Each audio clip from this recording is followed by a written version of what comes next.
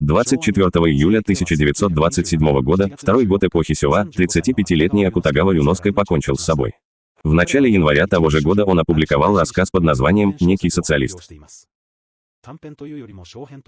Хотя произведение больше похоже на миниатюру, чем на короткий рассказ, можно сказать, что оно отражает быструю трансформацию японского общества.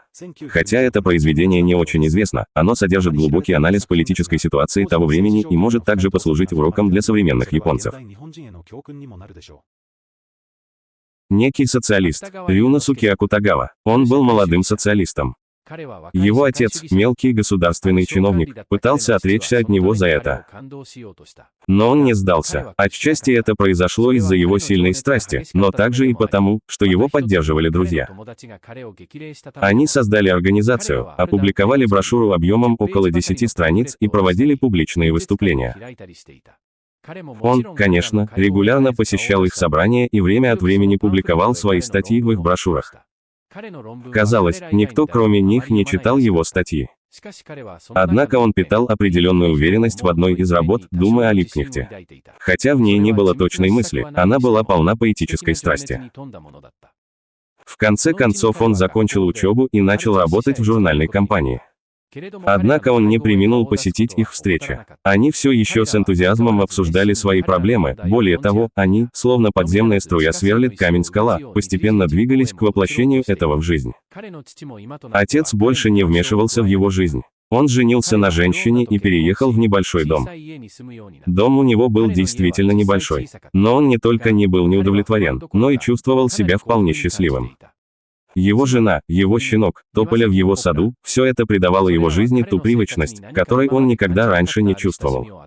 Он начал пренебрегать посещением их собраний, отчасти потому, что у него была семья, а отчасти потому, что он был занят требованиями своей работы. Но его энтузиазм никогда не угасал. По крайней мере, он считал, что его нынешний «я» ничем не отличается от того, каким он был несколько лет назад. Но они, его товарищи, думали не так, как он. В частности, молодые люди, недавно присоединившиеся к их группе, нисколько не стеснялись критиковать его лень.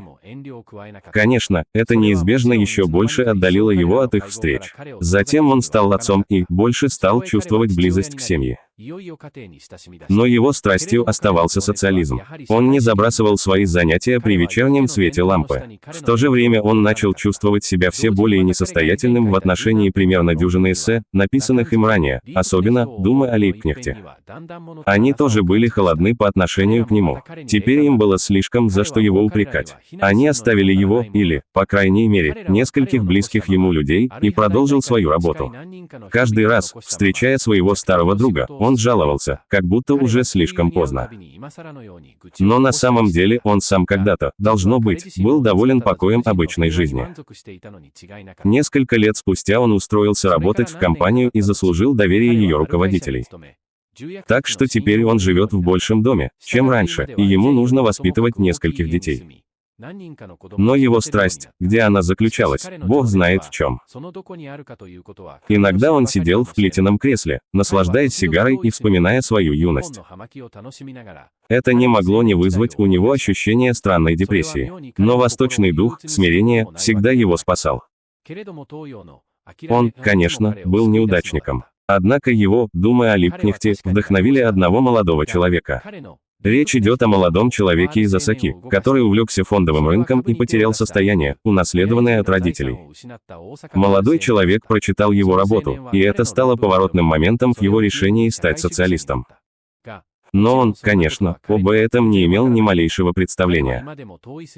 Он все еще сидит в своем плетеном кресле, наслаждаясь сигарой и вспоминая свою юность, по-человечески, возможно, слишком по-человечески. Некий социалист показывает одну сторону Акутагавы как интеллектуала и городского жителя, чувствительного к переменам времени. Атмосфера не только сильно отличается от его ранних рассказов времен династий и христианских работ или работ среднего периода, ориентированных на искусство для искусства, но даже можно ощутить чувство разочарования из-за его неспособности найти свое место как художника в японском обществе, несмотря на его растущую известность как писателя. Важно помнить, что период Тайси, в течение которого он творил, был межвоенным периодом между двумя мировыми войнами, а также временем основания и развития Советского Союза, первого в мире социалистического государства. В результате Первой мировой войны распались три евразийские империи – Российская, Германская и Австро-Венгерская. Российская империя была разрушена коммунистической революцией, а Германская империя – немецкой революцией, находившейся под влиянием марксизма. В результате Первой мировой войны и революции многие беженцы и иммигранты из Европы переехали в Новый Свет. В Соединенных Штатах, которые остались невредимыми, начался период экономики пузыря, известный как «бурные времена». В 1920-х годах мировой экономический центр сместился из Британской империи в Соединенные Штаты, а в Европе потребительская активность активизировалась после послевоенного восстановления. Под влиянием популярной индустрии развлечений, такой как радио и кино, потребительская активность городских жителей достигла уровня, превзошедшего реальную экономику. Влияние распространилось и на Японию, страну-победительницу, что привело к вестернизации городских жителей. С другой стороны, русская революция и произошедшая под ее влиянием немецкая революция не могли не оказать влияния на весь мир, включая Японию. Марксистские и социалистические идеи продолжали привлекать интерес японских интеллектуалов и творческих деятелей на протяжении всего периода Тайси. Однако правящие классы в Европе и Соединенных Штатах, продолжавшие грабить колонии и эксплуатировать рабочих, опасались распространения этих идей, начали контролировать свободу слова и запрещать их. Пресловутый «Закон о поддержании общественной безопасности» в Японии был принят в апреле 1925 года. Согласно этому закону, любой, кто организует или сознательно присоединяется к объединению с целью изменения государственного строя или отрицание системы частной собственности, будет наказан лишением свободы с принудительными работами или без них на срок не более 10 лет. Создается впечатление, что он отрицает какие-либо изменения в национальной системе. Другими словами, его цель, по-видимому, заключается в отрицании свободы объединений и сохранении властных структур. Даже если бы всеобщее избирательное право было реализовано, оно было бы бессмысленным. С другой стороны, стоит также отметить, что в нем содержится утопическое понимание коммунизма и социализма, и которое не имеет ничего общего с экономической политикой, проводившейся в послереволюционном Советском Союзе и Веймарской республике. И это несмотря на то, что в середине 1920-х годов в Советском Союзе проводилась политика возрождения рыночной экономики, именуемая НЭПом. Простой, но опасный метод контроля над мыслями, при котором любой человек, придерживающийся левых взглядов, рассматривается как анархист или экстремист, имеет нечто общее с невежеством НЭТУ в современной Японии. То именно этот упрощенный патриотизм и ошибочное понимание социализма и коммунизма, привитые массам системы, привели к резне корейцев сразу после великого землетрясения Канто и убийству Асуги Сакай и его жены. Опасности, содержащиеся в законе о сохранении порядка, должны были быть очевидны для проницательного Акутагава Юноска. Липкнехт, упомянутый несколько раз в этой работе, это Карл Липкнехт, один из лидеров немецкой революции. Он был зверски убит контрреволюционными силами в 1919 году. Воспоминания о русской и немецкой революциях, возможно, также быстро забывались в Европе из-за развития общества массового потребления и надзор правительств державных стран. Однако именно эта ситуация привела к возникновению фашизма в Европе. Предпосылкой для возникновения японской культуры, модернизма Тайси, послужил рост числа городских жителей, которые полностью утратили политическое сознание и предались сиюминутным удовольствиям. Вероятно, среди них были бывшие идеалисты, ставшие мелкими буржуа, как персонажи рассказов Акутагавы. Финал его истории – это не сдача. Даже если он был недоучка, он смог передать эстафету молодому социалисту, который потерпел неудачу на фондовом рынке.